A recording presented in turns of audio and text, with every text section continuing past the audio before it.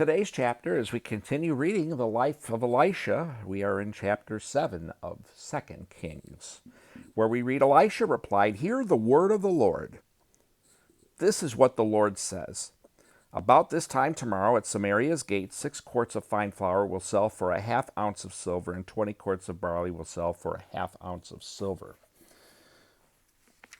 Then the captain, the king's right-hand man, responded to the man of God, "Look, even if the Lord were to make windows in heaven, could this really happen?" Elisha announced, "You will in fact see it with your own eyes, but you won't eat any of it." Now 4 men with a skin disease were at the entrance to the city gate. They said to each other, "Why just sit here until we die? If we say, 'Let's go into the city,' we will die there because the famine is in the city, but if we sit here, we will also die. So now come on, let's surrender to the Arameans' camp. If they let us live, we will live. If they kill us, we will die." So the diseased men got up at twilight to go to the Arameans' camp. When they came to the camp edge, they discovered that no one was there, for the Lord had caused the Aramean camp to hear the sound of chariots, horses, and a large army. The Arameans had said to each other, "The king of Israel must have hired the kings of the Hittites and the kings of Egypt to attack us." So they had gotten up and fled at twilight, abandoning their tents, horses, and donkeys. The camp was intact, and they fled for their lives. When these diseased men came to the edge of the camp, they went into a tent to eat and drink. Then they picked up the silver and gold and clothing and went off and hid them. They came back and entered another tent, picked things up and hid them. Then they said to each other, "We're not doing what is right. Today is a day of good news. If we are silent and wait until morning light, our punishment will catch up with us. Let's go tell the king's household." The diseased men came and called to the city's gatekeeper and told them, "We went to the Aramean camp and no one was there. No human sounds.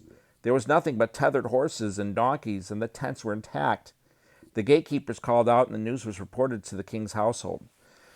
So the king got up in the night and said to his servants, "Let me tell you what the Arameans have done to us. They know we are starving. So they have left the camp to hide in the open country, thinking when they come out of the city, we will take them alive and go into the city." But one of the servants responded, "Please, let messengers take 5 of the horses that are left in the city. Their fate is like the entire Israel community who will die, so let's send them and see." The messengers took 2 chariots with horses, and the king sent them after the Aramean army, saying, "Go and see."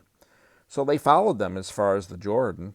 They saw that the whole way was littered with clothes and equipment the Arameans had thrown off in their haste.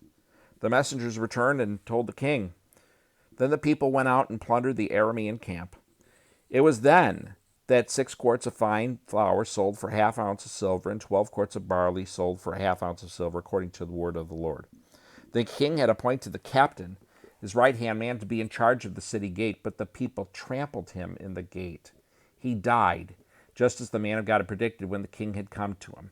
When the man of God said to the king, "About this time tomorrow, 12 quarts of barley will sell for a half ounce of silver, and 6 quarts of fine flour will sell for a half ounce of silver at Samaria's gate." This captain had answered the man of God, "Look, even if the Lord were to make windows in heaven, could this really happen?" Elisha had said, "You will in fact see it with your own eyes, but you won't eat any of it." This is what happened to him.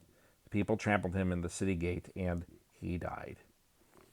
And that interesting little chapter is 2 Kings chapter 7.